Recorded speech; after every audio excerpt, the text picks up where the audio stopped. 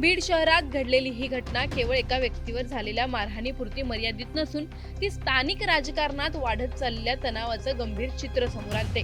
भाजपा नगरसेविका भाग्यश्री देशपांडे यांचे पती सागर देशपांडे हे मध्यरात्री रस्त्यावर फोनवर बोलत असताना काही जणांनी त्यांना गाठलं आणि निवडणुकीतील वाद उकरून काढून अचानक त्यांच्यावर हल्ला केला।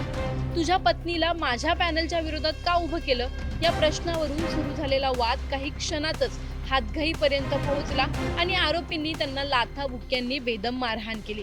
ही संपूर्ण घटना जवळच्या सीसीटीव्ही कॅमेऱ्यात कैद झाली असून त्याचा व्हिडिओ सोशल मीडियावर मोठ्या प्रमाणात व्हायरल झाला आहे।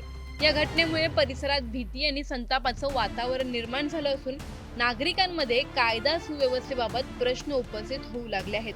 पोलिसांनी तात्काळ कारवाई करत बाळू जगन्नाथ जाधव, यशराज बाळू जाधव आणि इतर 3 जणांविरोधात गुन्हा दाखल केला आहे आणि पुढील तपास सुरू आहे।